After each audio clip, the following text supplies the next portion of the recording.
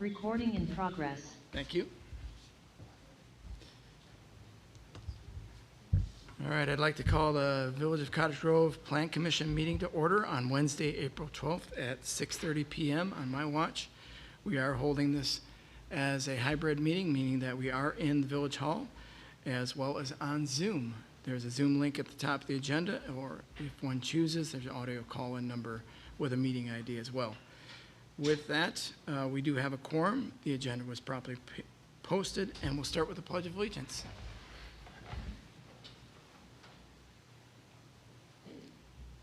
I pledge allegiance to the flag of the United States of America and to the republic for which it stands, one nation, under God, indivisible, with liberty and justice for all.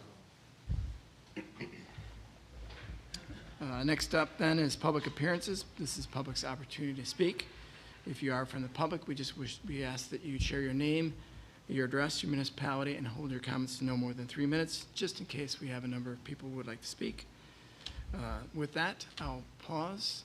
Anybody in the room or on Zoom, please raise your hand or raise your hand virtually.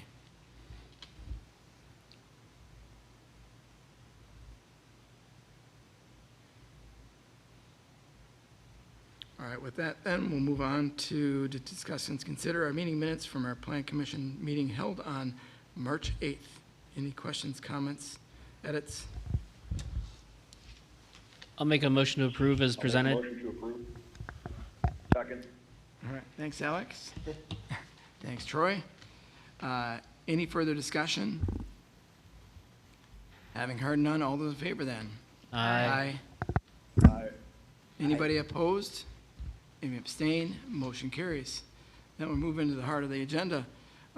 Next then is discuss and consider an application for Miracle League of Dane County for a site plan amendment to permit installation of canopy over the seating area at the Miracle League Field in Bakken Park. So, gentlemen, if you would like, come up to the mic, make sure that it's turned on, which is a little button that you have to pull towards you, and then those that are on Zoom will be able to hear you.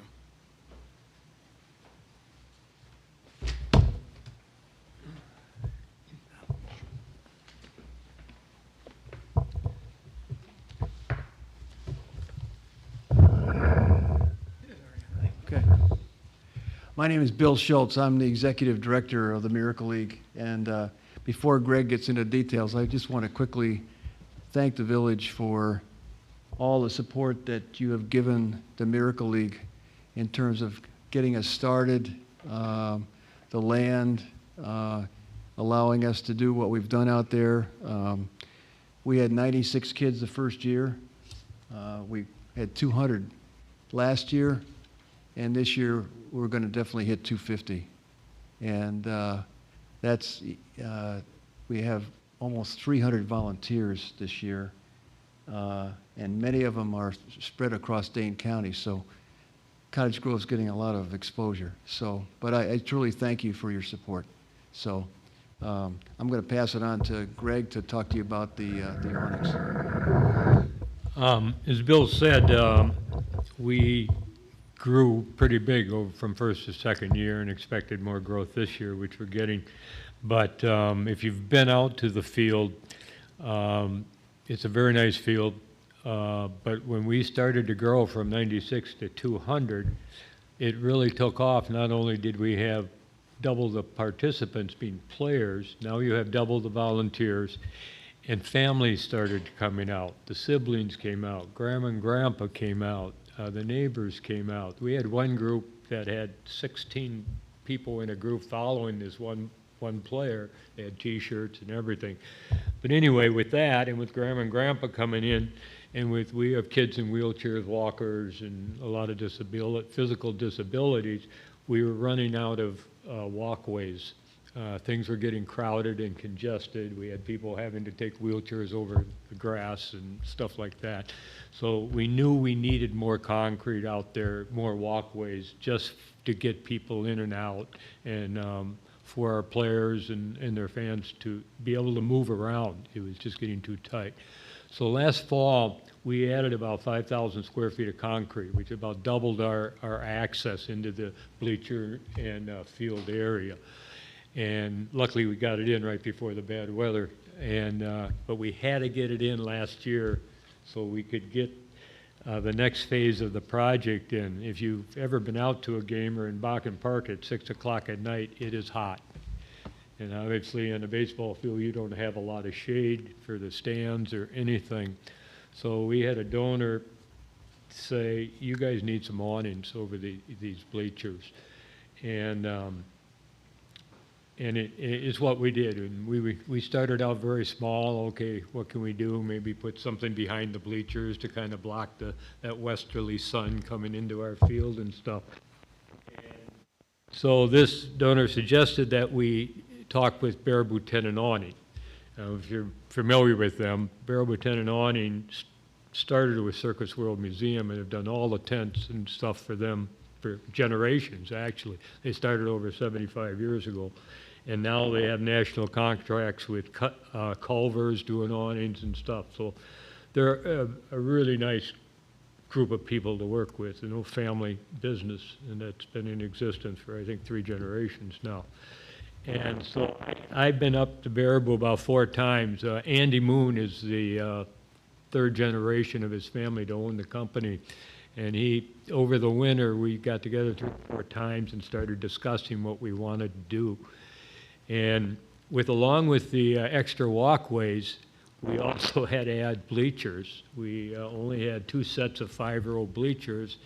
And again, if you were ever at a game, the fences were completely lined with people because there was just nowhere to sit. So the Runabout Foundation donated 2 sets of bleachers for us, one an 8-row set and then another 5-row set. So we've more than doubled our seating also, which put it a very extended seating area behind home plate, being 3 sets of bleachers, 2 5-row sets and an 8-row set. And as we started planning how we're going to give some protection to the fans, mostly, you know, sitting in that hot sun, Andy started to develop a design on something, some type of decorative awning, not a solid awning over the field, but something decorative with air that flowed through it, but still provided some amount of shade at 6 o'clock at night out there in July. You know, it's burning out there. So I'm going to show you a quick picture of what Andy came up with. And the field is right here, so home plate's right here, the dugouts are down here. Behind home plate now we have a 8-row bleacher, we have a 5-row bleacher here, a 5-row bleacher here, and we are putting 5-row bleacher down the first base line too, but that won't be covered. And so we came up with these colors. This is closer to the colors. This is the manufacturer's material and their color chart. So we came up with this blue, yellow, and orange because it's the color in our Miracle League logos that we have all over the signs and everything out there at the park. So we thought that would blend in very nice. Yeah, it blends in well with the splash pad as well, their colors, so. The other thing is, Andy and I, as this thing started to grow into a real structure, you can imagine that, you know, even though there's air through these things, there is a wind load on this stuff.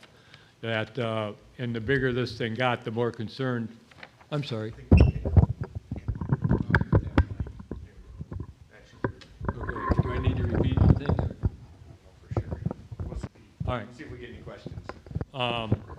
Are they able to see this? Yes. Oh, okay. I forgot where I was. Well, the structure. All right, so as this thing started to grow, to do the coverage that we needed to get over now these 3 sets of bleachers, well, Andy, I had a career in construction, so I had some familiarity with it. I worked with Findor for 25 years as a superintendent. But as we started to look at this, we both agreed, you know, this is going to take a structure. This isn't something you get a few columns and quick bolt into the slab and there you have it. Otherwise, it'd be laying on the rugby field probably at some point. But so Andy came up with a structure. This is the structure. And this is a 13-page thing of every piece of the structure. And I could leave this for you if you guys, if the committee would like this, or maybe you would like this. And then we just didn't want a structure, so as we did with the video screen that we put up there, we have quite an investment in that video screen. We did not want that to tip over. We had a structural analysis done of the soils. We had soil borings, structural analysis of the soils, and the engineering firm came up with a structure for us. And if you see that video screen up there, it's on 10-inch I-beams, 2 and 10-inch vertical I-beams that are buried 10 feet in the ground with a substantial rebar cage, just to take the wind load of that thing out in center field. You know how the wind always blows out there too. So we just didn't want, again, throw some columns in the ground, mount a board on it. That board's too expensive. If you haven't been to a game, to come see the board and see the kid's face on the board and everything, it's pretty neat. So Andy, being, you know, this isn't his first rodeo. He's put awnings up all over the country, these type of systems. He had the entire structure structurally analyzed. So here's a 27-page report here that analyzes every one of the awnings, everyone and every member and every connection in the structure, in this structure. And it came up with, there's 12 columns here. 6 of the columns were the main structure. There's 6 by 6 columns. There's 6 of them, and then there's 6 auxiliary columns. But the 6 main ones, they designed the footing for it to withstand the load and the updraft and everything. And the footing became substantial. It's 3'6" in diameter and it's 6'6" deep. We have 6 of them holding each one of those main columns. We had Matt Bell approached us. Matt has a company called U.S. Vets, and they're a local company out of McFarland that they hire contractors that have vets, that hire vets, and they hire vets. And they said they would like to help out. And so we gave them the structural design with the footings and gave them the contract to pour these 6 footings for us. So we have 6 holes that are 3'6" in diameter, 6'6" deep out there right now. And they're in our existing concrete slab, so they're not out in the dirt or anything. They're in our slab, and we do have them covered at the moment with the plywood, the nailed down plywood, the OSHA hole designation on there, so they're safe, but they're deep holes. And those rebar cages are 3 foot in diameter and 6 foot long with 20 vertical bars in, so they're substantial also. And we're right at the stage now where tomorrow they want to put those rebar cages in and pour these footings and get rid of the holes out there. The footings will be poured up to the existing slab, and there'll be some bolt settings coming out of them to hold these columns. So they're ready to do that tomorrow if we can do that. And that way, those holes will be filled. They'll be completely out of there. All their construction material will be out of there. And then all that's left is Andy to come in with his columns and put them up and put the awnings up. But we have to get these footings in so we get the actual elevation, so all the columns are at the correct elevation. And that can't be determined until these footings are in. And if everything's going, then Andy would do the final fabrication on these columns for correct height, and we would hope in the next couple of weeks that we'd be setting these columns. So that's where we're at right now. All the material, so right now we have those 6 holes that are covered. We have 6 very large rebar cages laying around by our bleachers there. And again, we'd like to get them in the ground tomorrow and just get that mess cleaned up for the weekend here and get all their equipment out of there.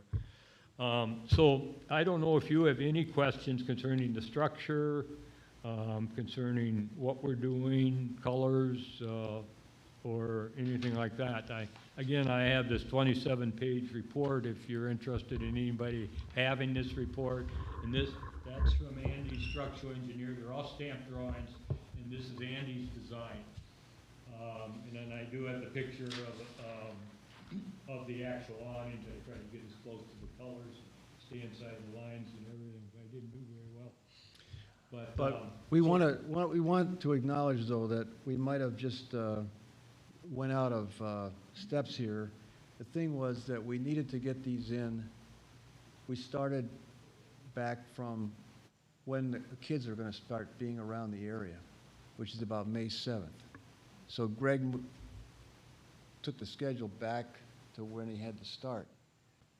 And we should have come to you sooner about getting started. We don't want you to feel like we're just, Yeah, we're not trying to hide it. but we totally acknowledge the fact that we might have jumped the gun here, but I don't want to tell you that we don't want to be mavericks here when it comes to, but we had to get some of this stuff done before the kids started being in that area, so.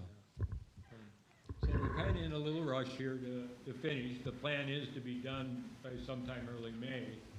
And we have a big event there, May the 7th, where all the kids come up and pick up their uniforms, to get their picture taken, to be put on And the they play video on the field. screen, Yeah. to get to play on the field and stuff. So that's our goal right now, and that's kind of our plan, kind of a little bit of the history of how this all started. So if you have any questions concerning it,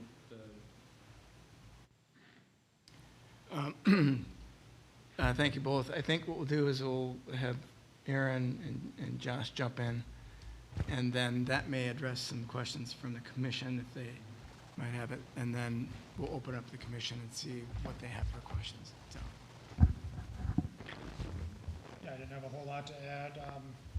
It's been great to see the facility expand and grow and how successful it's been and all these incremental steps to kind of accommodate that. I didn't have any concerns with it. It's just a substantial enough endeavor that we wanted to bring it in and show you guys. When they did the concrete work last year, we just did that as a minor site plan amendment that was a staff review by Strand and myself.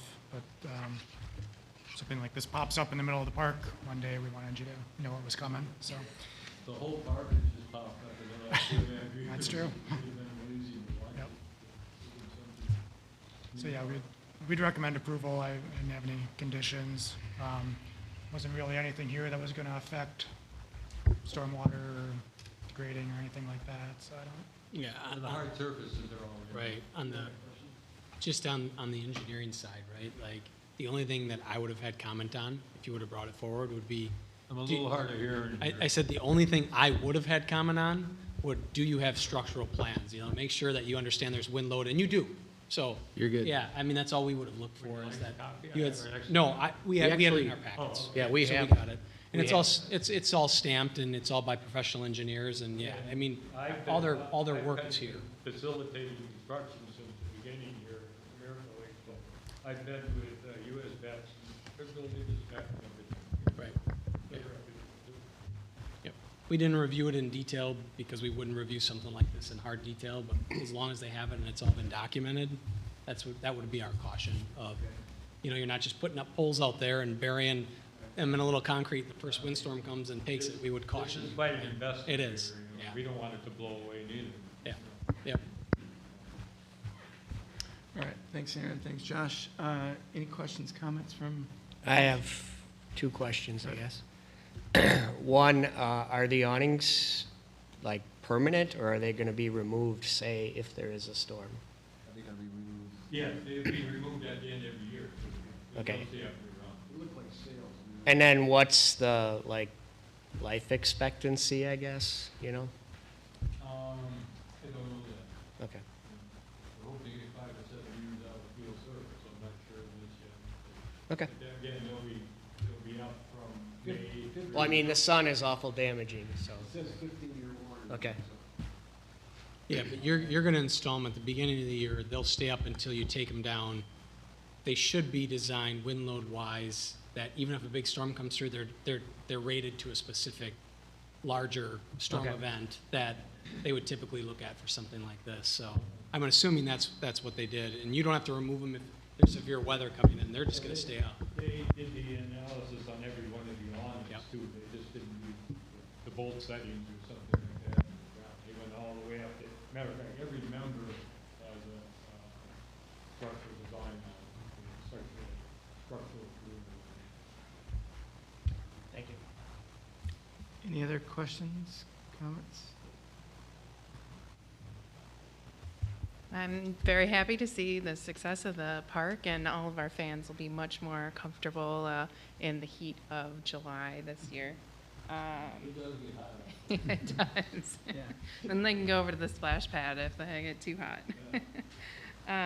So with that, I would make a motion to approve the application from Miracle League of Dane County for a site plan amendment to permit installation of a canopy over the seating area at the Miracle League Field in Bakken Park as presented. I'll second. All right, thank you, Hetty, thank you, Don. Any further discussion? Having heard none, all those in favor then? Aye. Aye. Anybody opposed? Any abstain? Motion carries. Thanks. So this will go to a final approval with the village board on Monday. I think, given the reaction here, it's kind of at your risk if you want to start tomorrow. I don't think we're going to have any problems at the board. All we do tomorrow is just cover those walls. And we're not putting up any structure. You still gotta get the footage in so we can verify the structure size and the awning size. The awnings aren't cut yet, so the structure. Yep, so that's the only other step. Thank you, Greg, thank you, Bill. Thank you, guys. Appreciate it. Thank you, Heidi. All right, Yeah. I'm looking forward to being cooler out there when you go out there, actually. It does get hot. Next, then, we have discuss and consider an application from First Choice Dental for the approval of site plan to construct a new approximately 10,000 square foot dental clinic located at 649 Court Crossing. We have some folks from there.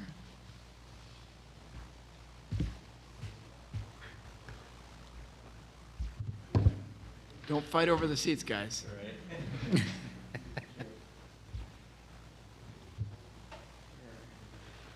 Gene, an introduction of the project. Yeah, if you just want to kind of Okay, walk yeah. through it a little bit. First, I'd like to thank everybody for the opportunity to speak here, and thank you for the engineering report, and Aaron, for your planning staff report as well. Sorry, can you share your name so we have it? For Yeah, because yep, of course. I'm Charlie McCall, I'm a project manager Hey, Charlie. at Sketchworks Architecture. And I'm Steve Schulfer, also with Sketchworks Architecture. So we're here, as you mentioned, to talk about First Choice Dental, new location here in Cottage Grove, located at 649 Court Crossing. The location is kind of based off of their standard footprint, looking at the site, and then we're here mainly to discuss the notes, primarily the easement, and then the entrance access there off of Court Crossing. So looking at the notes, I know it was suggested that we possibly relocate the entrance to the site to the north or to the west, there by the CVS. And we had kind of discussed at our preliminary site plan review with Aaron that we had put it on the east side there, right by a proposed easement, looking at the city future planning, and thought, arguably, as far as wayfinding goes for the client or for the patients of the clinic, that it would make the most sense there, as you have the monument sign. You turn there on Court Crossing, you'd make a left right in there. There's the entrance. We wanted to eliminate any confusion of having to go around to the rear of the site or into the CVS there. Working with our civil engineer, he brought up the idea that looking at the code ordinance, that there be a 100-foot setback for the access for the entry to the site, that we are exceeding that by almost double. And then that would allow for any traffic coming in and out to not queue too much there by the major intersection. We also prefer that side because there's both the in and out there. It's not a right in, right out. It's at a major intersection versus the CVS side. So you'd have cross traffic there, but with that distance, should be fine. Also, We're looking at the hour of the day, how many patients coming in and out. It's really not high traffic, and it's not at prime traffic hours of the days throughout.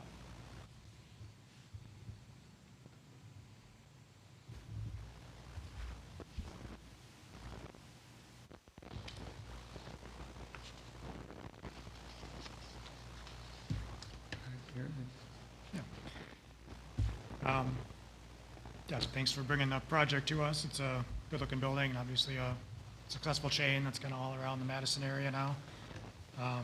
This is a good site for it. When the DeWitts sold the property to CVS, CVS had something in that deal that kind of restricted uses on this site. You couldn't have a retail operation that sold anything that CVS sells, and CVS kind of sells everything. So a service business like this is really a good fit there. We'd be recommending approval. It didn't have a lot of conditions. The first two just dealing with the signage, noting that sign permits are a separate process, and then noting that the monument sign is there on the site already. So that kind of counts as your one ground sign, and presumably you would just have a panel within that sign. And then the third one was, as Charlie kind of talked about, consider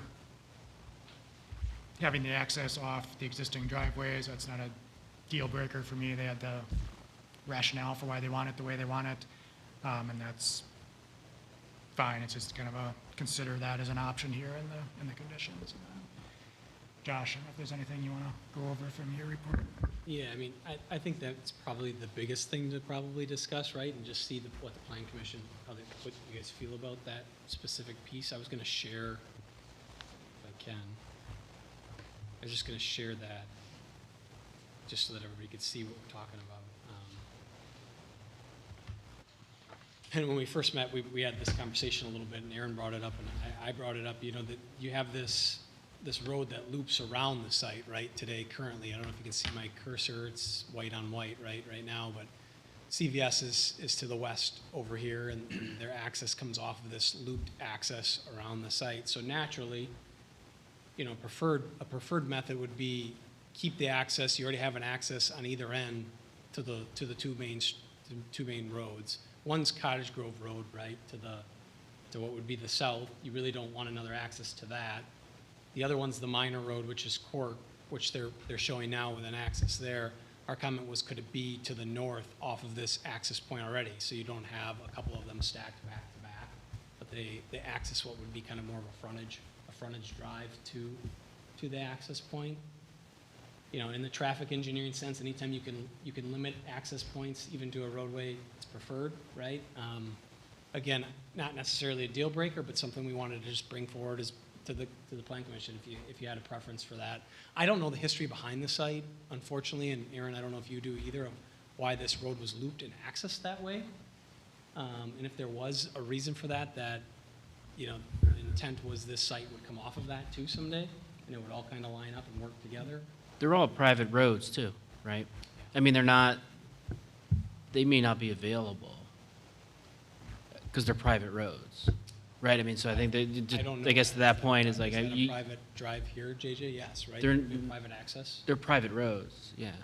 So Yeah, I don't what know we that could they're, tell earlier is that we believe they are private roads. Okay. You know, so if we're to look at the address, the site, and the street, that's where we're at. And we did like I said, look at existing easements there, and we're tying into that, so it would create essentially a sub-intersection there.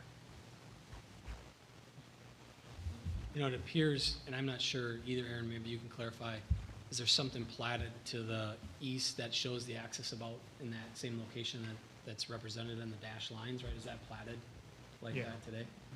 So, I mean, at a minimum, it's great that they're lining those two access points up, for sure. Yeah. If that makes sense. Again, we wanted to have the conversation here, you know, to kind of get a feel for what commission thought as part of it. And, you know, engineering head on, would it be great to limit access wherever we can and kind of try to combine them? Yes. Is it a deal breaker? In my mind, no. It's not like you have a ton of access points along here. It's just something to consider.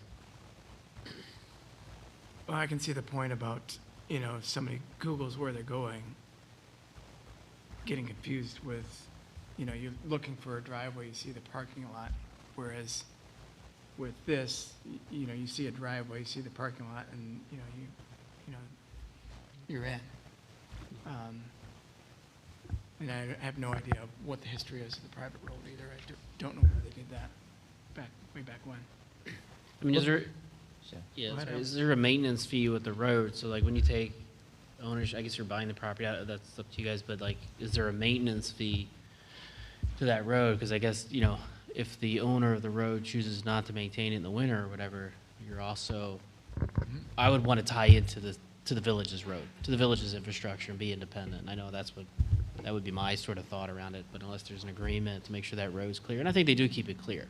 I mean, we've been all through there attached to the CVS, but it's very strange that it's a private road for sure, so. Given the use as a dental clinic, like they said, the traffic is low. Yeah. I'm not worried about it.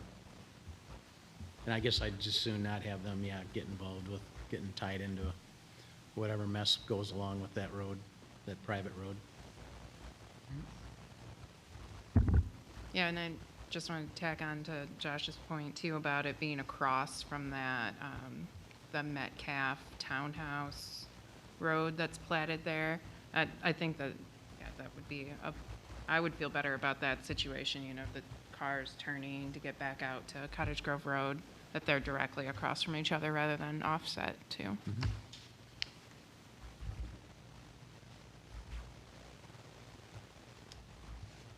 Anything else, Josh? I mean, most of our stuff I think is pretty minor and pretty easy to work through.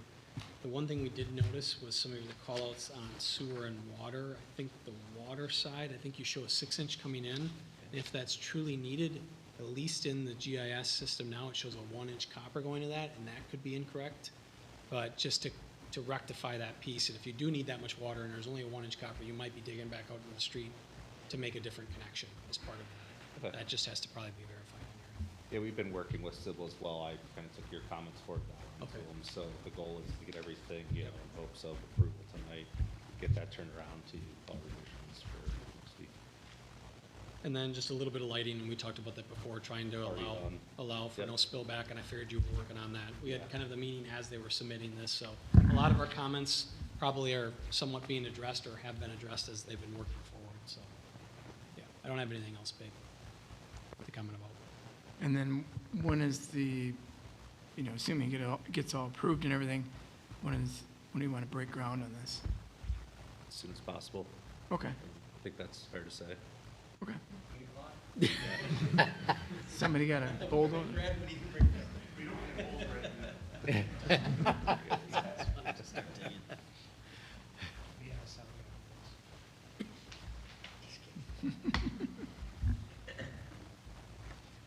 Any other questions from commission members? I have a question. Is that the metal in my body? It could be. Has the fire chief seen this? And Yes. how are we fighting a fire on the back or the opposite side of the entrance? There's no parking lot. Yeah, both Chief Archibald and Chief Lang have seen it. They had no concerns. I would assume they could also use those private drives to get around the other sides of the building if they needed to. Wow. Yeah, through the notes, you know, we do have to show the turning radius and things on there, so that's been reviewed. Okay, I just don't like the word assume we can use those, so. We've been in trouble with those kind of assumptions in the past, so. And it's under, thinking about fire, it's under 12,000 square feet, so it's not getting sprinkled. Is that the number, 12,000, or it is getting sprinkled? You're putting sprinklers? not. It is not, so there's a number, right, I think it's 12. It's 12? It's I 12. believe so. I mean, that's, Yes, so 10,000, okay. yeah, Yeah. that kind of thing gets reviewed at the state Yep. when they review the plans.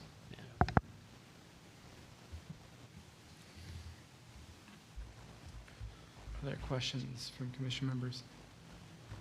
I'm enthusiastic about the use of the dental clinic going there. That's kind of what I was hoping. Not more. You got some work planned or what?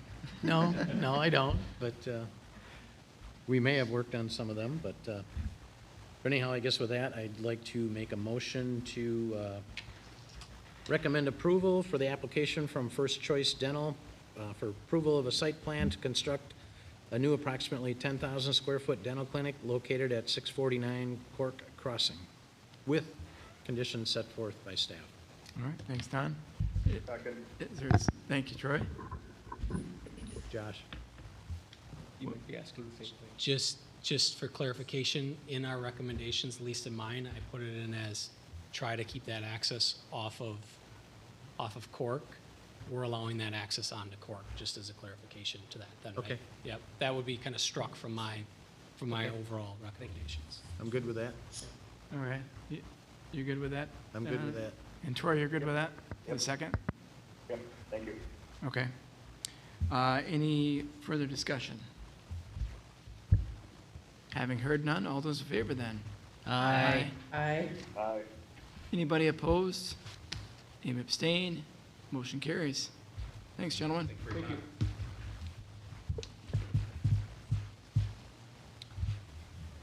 All right, next then we move to discuss, a discussion of the Plan Commission tasks for the Village of Cottage Grove housing study.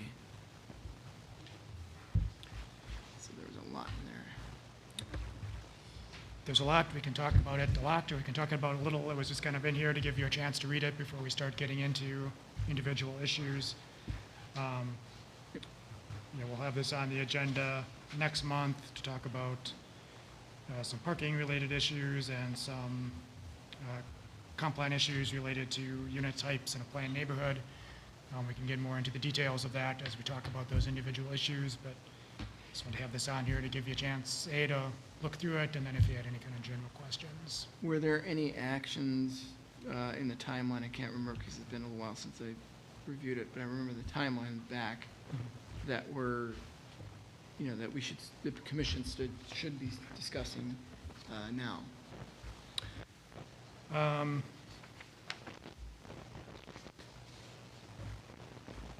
Yeah, so the parking and the comp plan were on here as April/May. So Okay, so those are going to be on next we're month. on target, and Okay. then, yeah, they would be finalized in June, so we're still. Okay. I'll open up the commission then. Anybody have comments, questions, thoughts?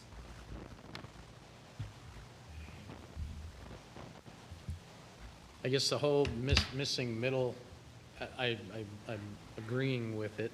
I'm just curious how, developers, how's it gonna be implemented, even though we make changes? At one time, Veridian was Don Simon, or, before Veridian, there was Don Simon and Midland, and they built a lot of, especially like Midland, built a lot of affordable starter houses and all that around all of Dane County, and Simon did that as well. And, there's not a lot of them, a lot of the builders, you look at Hamburg's, they've kind of went, to a little more of an upper end market. So I'm just curious, thinking out loud here, discussing, where are we gonna find the developers, due to land cost and everything, they're gonna wanna do this. I mean, I think we've got a couple spots right now that are kind of pegged towards that. So Okay. you've got in front of Shady Grove, I think way back when they proposed some kind of townhouse type of structures along BB there. Heyday hasn't been back, but they're something a little different than that, but also kind of, I think, in that realm. And then certainly the Metcalf condos would also, I think, fit that. They would, and the condos that were built in Cottage Grove Commons, for Yes. example, in that as well, so. It's getting to be more common, and if you kind of ask for it in the comp plan, then, you can require that as a part of a planned neighborhood, so. Okay. Yeah, on that missing, that is definitely a concern in sitting on CARPC. It's not just us that are worried about that, of course, and. Right. But it is something that I don't know how to solve, but I'm interested in, how these things can impact it, and I think, yeah, getting the the starter home for younger people, people downsizing. It's reality of prices, but yeah, becoming innovative in what we do with our zoning and comp plans, and try to help people be able to build that generational wealth and make that entrance into home ownership at a level that we're not really providing, I don't think, very well. And the condos in Cottage Grove Commons, they sold very quickly. So I think there's demand, but yeah, the supply is definitely. Certainly, affordability is part of it, but it's also just kind of right-sizing the housing stock for different household types. You've had people who've served on committees here for a long time who had to move out of the village when they became empty nesters because they couldn't find a place to downsize to here in the village. So. I think one of your biggest challenges is the price of the dirt. You mentioned it. I mean, I think, my first house was in the East Coast, just outside of Philadelphia. It was $150,000. The dirt is $125,000, $150,000 right now. And so I don't know where that number comes from.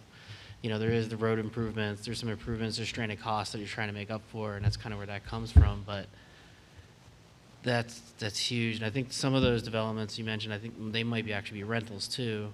Not that home ownership is really what you're kind of looking for as well. So I think we got to be careful with deployment of the rentals, which is a piece of the puzzle, but ensure that there is that avenue towards home ownership. So, yeah. I see, DeForest, Windsor area, they're building they got some neighborhoods, and I see some smaller homes, but even though they're smaller, I don't think they're any less expensive. You know what I mean? Yeah. I forget which community it was. I'd have to go back in my CARPC notes, but they were talking about the cottage courts style of smaller houses around a courtyard, and I think there's potential in that. We talked about that in the study as well.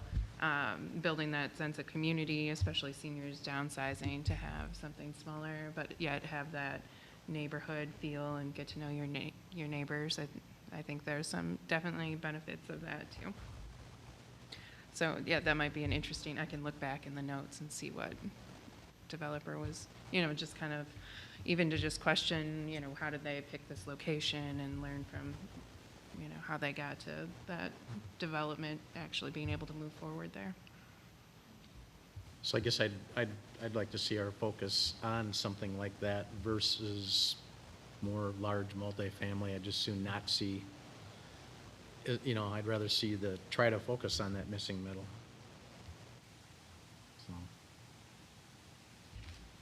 So lots to talk about, and we'll keep talking about it. Yep. Were you then for next month going to bring up some recommendations for changing parking?